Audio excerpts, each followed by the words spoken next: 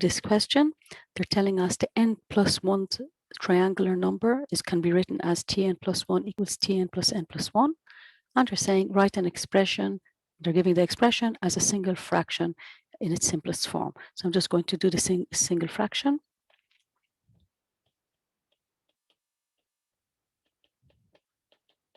Common denominator is 2. And I'm multiplying out. So I'll get the simplest form. Tidy up.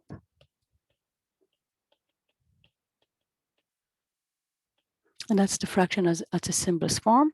Go to the second part. Second part tells us, prove that the sum of any two consecutive triangular numbers, so sum means adding, so that means the one Tn plus 1 plus Tn, they're consecutive numbers, will always be a square number. So first of all, we'll do this calculation and then we'll show it's a square number.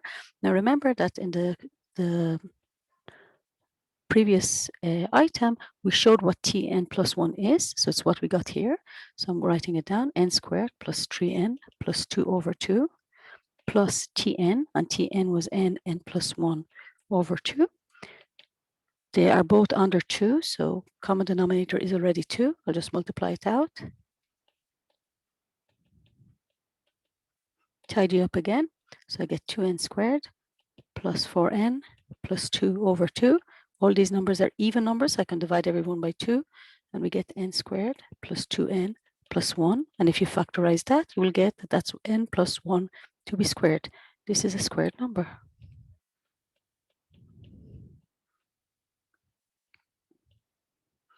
Okay, so we showed that it's a squared number. For the next part, they're saying two consecutive triangular numbers sum up to be 12,544. They're saying find the smallest of these two numbers. So we have to take our result from before, which is n plus 1 to be squared. And we're saying that's 12,544. To solve this, we can square root both sides. So n plus 1 equals the square root of 12544. Rearrange, so n equals the square root of 12544 minus 1. And that gives us 111. So my first number, Tn, is T111, and Tn plus 1 is T112. The question is telling us two consecutive regular numbers is this. Find the smallest one. So they're asking what is T111. We can sub that into the formula of T11 and figure that one out. So that would be 11 times 11 plus 1 over 2, which is 66. That would be the final answer there. Okay, and for the last part, part C says some numbers can be both triangular and square. And Euler gave us this formula, which is given here. And they're telling us in all the spiel, find n3. So all we have to do is sub k equals 3 into the formula. Sorry, k equals 3 into the formula and figure it out. So we get 3 plus 2 square root of 2 to the power of 3 minus 3 minus 2 square root 2 to the power of 3 again. 4 times square root of 2 and everything to the power of 2, and calculate this in the calculator. And the answer in the calculator is 1225. So that's the number. Part D is asking us to prove by induction that this sum is equal to the whatever is written on the right hand side. So we'll do the proof. They're telling us prove it for all natural numbers. That means our first thing we're going to check correct. For n equals 1. That means sub 1 in the formula. So on the left hand side, when we sub in 1, we get 1 squared, which is 1. And on the right hand side, when we sub 1, we get 1 multiplied by 1 plus 1 multiplied by 2 times 1 plus 1 all over 2 over 6, sorry. And that gives us 1 also. So left hand side is equal to right hand side. And that's stage 1. Second thing we have to do is do the assumption. So assume correct.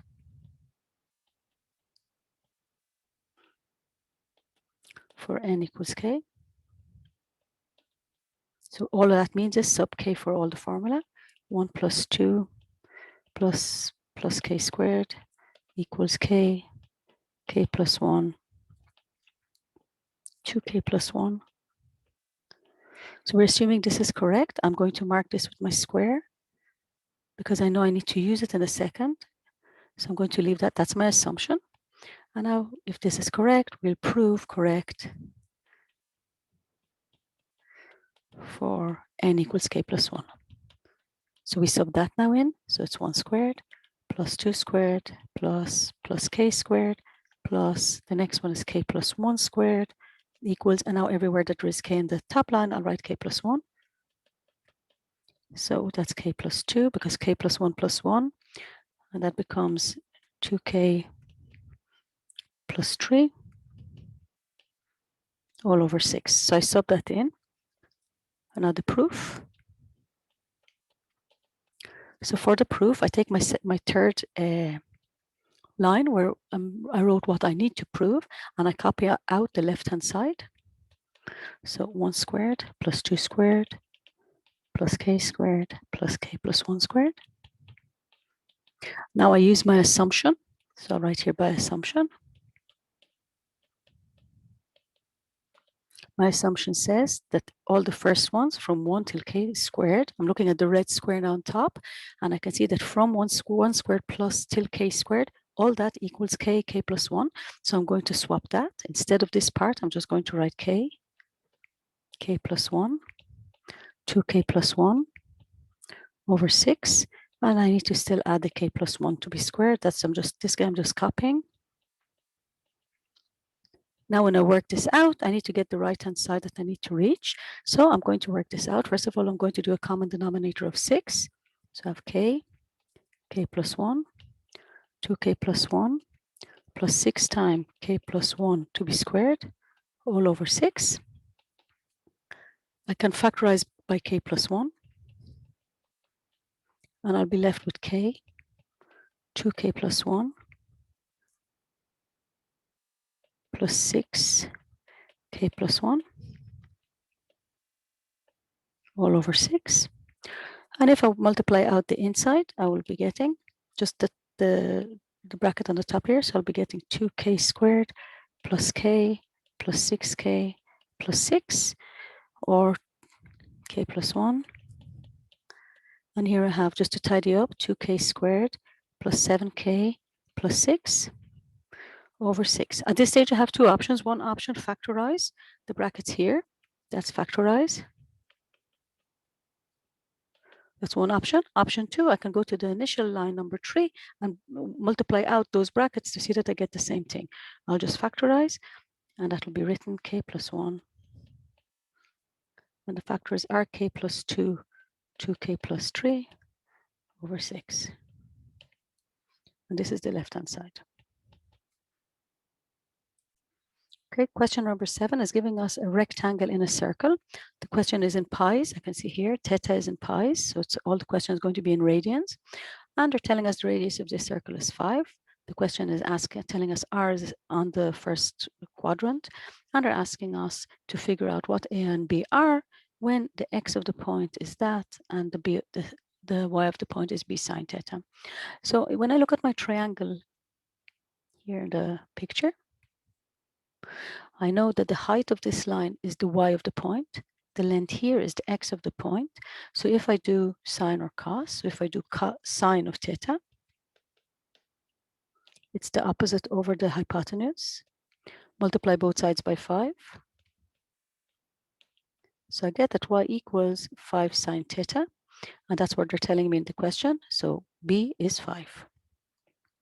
I go the same thing I do with my cos. So I know that cos theta equals the adjacent over the hypotenuse. Multiply both sides by 5. And I get that my x is 5 cos theta, which means that my a is theta, is 5. Show that a theta, the area of the rectangle, measures in square units, can be written as such and such. So now they want the area of the whole rectangle. I know area of rectangle is length by width. So I figure out my length and my width. I know that my length will be 2y's and my width will be 2x's. So 2 times 5 sine theta multiplied by 2 times 5 cos theta. That will be the area. I multiply these numbers. 2 by 2 is 4, 4 by 25 is 100, so I get 100 cos theta sine theta. But I can see that this is not what they're telling me. They're saying it's 50. So instead of 100, I'm going to write 2 times 50. And then I'm going to write here cos theta sine theta. If you look in the logbook on page 14, you'll see the 2 sine theta cos theta is actually the double angle of sine. So I can just write that's equal to 50 sine 2 theta, because that's the formula. So that's that by formula.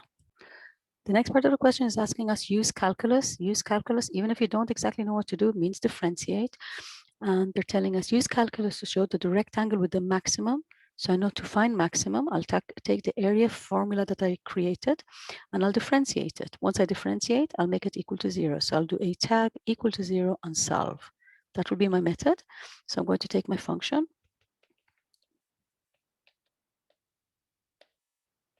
I'm going to differentiate it.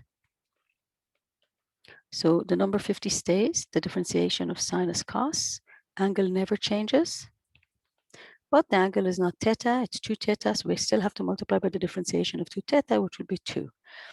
We have to make that equal to 0 because we're looking where is it 0. So we're multiplying 50 by cos by 2 to get 0. That means cos has to be the 0. At this stage, we have to invert, so 2 theta equals cos minus 1 of 0. Cos minus 1 of 0, this is in pi, so my calculator is in radians, gives me pi over 2.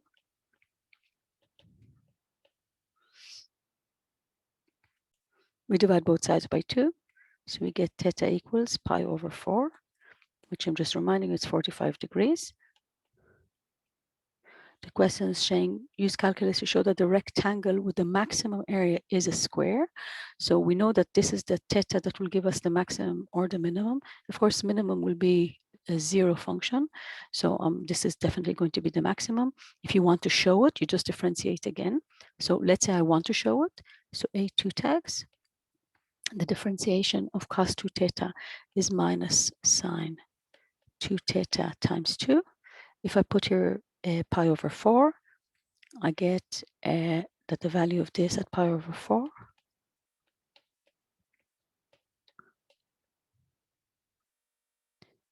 is minus 2. It's a negative number, therefore it's maximum. If the theta is 45, we have to show why is it a square. So we'll do that here. So I know that my length and my width of the rectangle is just what we found 2 seconds ago, 2 times 5 sine theta. So I'll put that in. So 2 times 5 sine theta equals 2 times 5 sine pi over 4. And that equals 2 times 5 square root of 2 over 2. And that equals 5 square root of 2. And if I do the same for the other guy, it's 2 times 5 cos theta, which means it's 2 times 5 cos pi over 4, which gives me again 5 square root of 2. So the length and the width are equal. So that means it's a square. Find the maximum area. Find the maximum area just means take your area and sub in pi over 4. So you get 50 sine 2 times pi over 4. And that gives 50 square units. Okay, this is a rate question. Rate we know is again differentiation. They're telling us this person is 2 meters tall and is going this direction. And his speed is 1.5 meters per second. Find the rate. Rate is differentiation of in meters per second. So basically the speed at which the length of the person's shadow, and they're calling the shadow x, is changing. So the first thing we have to do is identify what's given and what we're looking for. So we know that what's given is that his line is moving at a rate of 1.5. That means L. So dl. So that means this line here is moving. dl dt, because it's the rate at which it's going, is, and we know it's going down, so it's minus 1.5 meters per second. That's given. We also know in this question that the question that they're asking us is to find what is the x dt. So the first thing we're going to do is get the formula that will connect between the x and the L. So we know here from similar triangles that the small triangle and the big triangle, the whole triangle, are similar because these lines are parallel. 2 and 5 are parallel to each other. Therefore, we have proportion. So I know that 2 over 5 is the same like x over L plus x. So aside from the small triangle over aside from the big triangle is equal to aside from the small triangle over the side of the big triangle. So this is just, I'm going to rearrange this. So I get 2L plus 2x equals 5x. So 2L equals 3x and x equals 2L over 3. And if I want L in terms of x, that's also okay. I can rearrange and find the other way around. Now I want to find the x dt. So I'm writing the x dt. I'm going to make my two lines. Since x is another function of t, I'll have to use the chain rule. I put my dx here. That goes up here. I put my dt there. And in between, I put the given in the question. They gave me dl. So I'll write here dl. Now, dl dt I know. This is minus 1.5 because it's going down by 1.5. Dx dl means differentiate x when L is the variable. So I'll do that here. So dx dl. So this is x in terms of L is 2/3. Just the differentiation of 2L over 3 is 2/3. So here I have 2 over 3. And when I multiply 2 over 3 by minus 5 over 3, I get minus 1, and that's meters per second again. So that's my rate. Okay, question number 9 is a question with a growth question. And this is a colony of bacteria, and they're giving us the formula. T is time, it's measured in hours. This is important.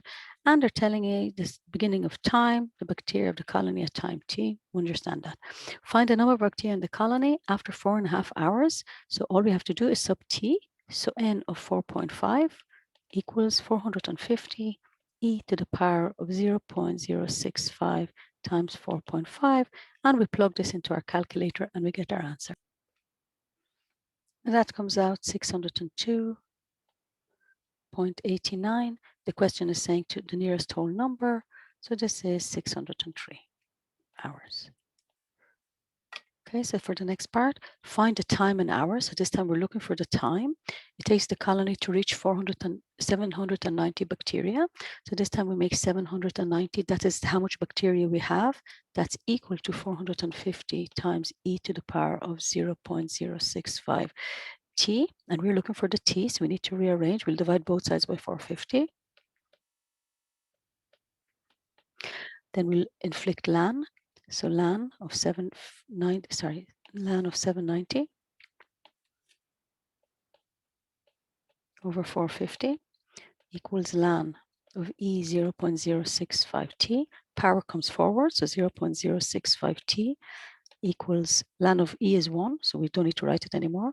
Ln of 790 over 450. And then we divide both sides by 0.065 to get our t. So we get t equals, and it's one decimal place, so it's 8.1 hours, 8.8 hours. Next part is asking us, using this formula, find the average number. We know average we do using integration. So we want to do the integration between 3 and 12, because we need it between 3 and 12 of this function. And remember, average value, you also have to multiply it by 12, take 3, which is the length of the interval. This is dt, because the variable is t. So the integration will be 450 stays, because that's the constant. Yeah.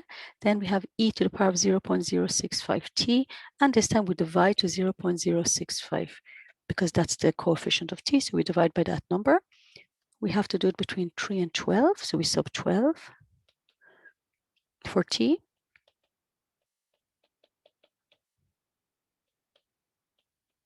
Minus we sub 3 for t.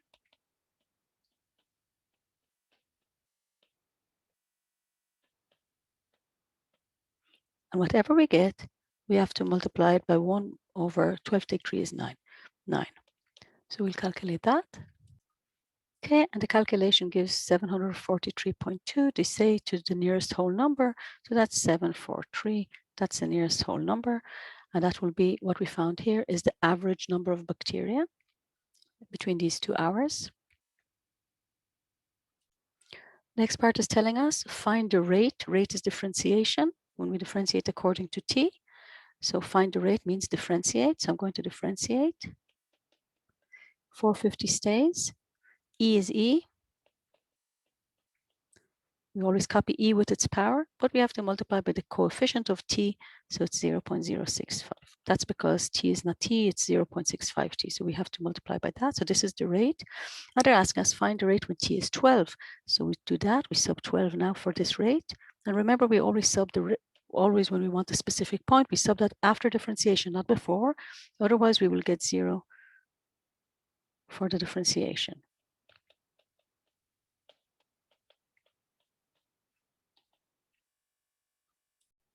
Okay, so here they're asking us to correct to 1 decimal place. So 63.8, and that is 1 decimal place. So is this, find the rate, so that's the rate. Okay, and interpretation. So I'll just explain everything about interpretation. Generally, when they tell you to interpret something, that means when you're differentiating, we differentiate the n according to t. That means 1 unit of change in t in the time, and our time is an hour. How does this, that's what it means, the rate. How does it affect the n, which is the amount of bacteria in the colony? So that means when the t is 12, when t is 12, an extra hour will grow the colony. I'll write n by 63.8. That's what it means. So at 12, it means at that time, it will take, in another hour, we'll have 63.8. That will be the rate of growth. Now they're telling us,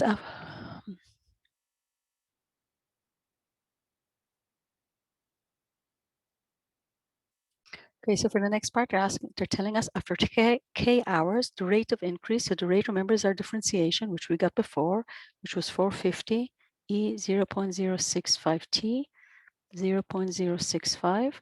They're saying this rate is greater than 90 bacteria per hour. Find the least value of k. So we're going to do that now. So first thing I'm going to do is divide both sides by 450. So you get e 0.065t.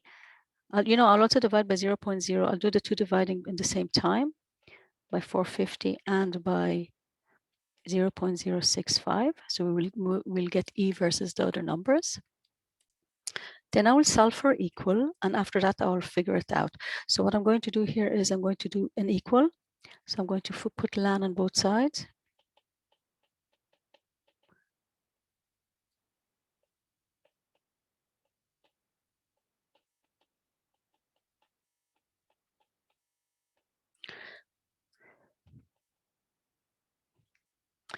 So once I did the ln, I can put my power forward. So I get 0.065t. Ln of e is 1, so I don't need that anymore, equals the ln of 90 over 450 times 0.065. And now I can divide both sides by 0.65.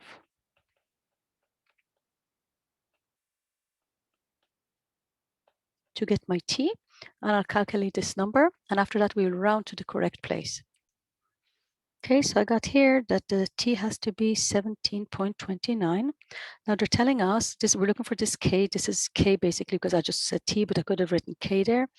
And I need, there's two things. First of all, they're telling me that k belongs to a natural number. So 17.29 is not a natural number.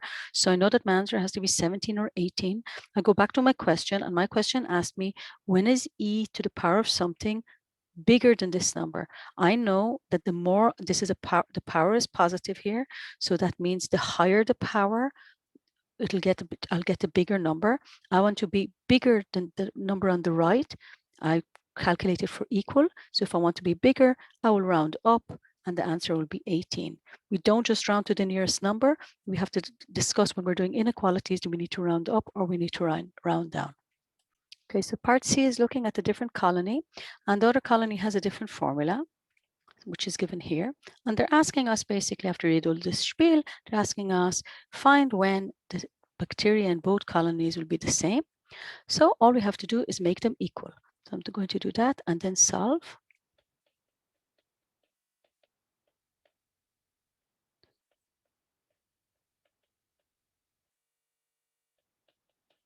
Okay, so this is my two colonies, and now I need to make them equal. So what I want to do is bring the e's to one side with the power t, and I want to bring the numbers to the other side.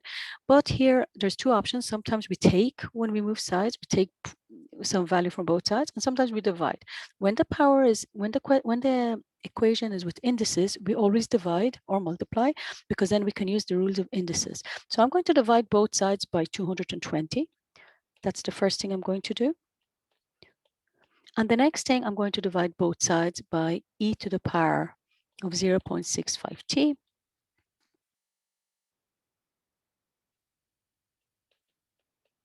So on the right-hand side, the e will cancel, and I'll be left with 450 over 220. And on the left-hand side, I have e to the power 0.17t over e to the power 0.65t. Okay, so now in indices, I know that when I divide powers, I take, so it's e to the power of 0.17t minus 0.065t. That equals 450 over 20. I'll just divide by 0 there. So I get e to the power of 0.105t equals 45 over 22. And now I put my log on each side. So ln of e to the power of 0.105t equals ln 45 over 22. So 0.105t equals ln 45 over 22. And I divide both sides by 0.105. And I get t equals ln 45 over 22 to divide to 0.105. The question is asking to the nearest hour. The calculator is 6.815. The nearest hour will be 7 hours.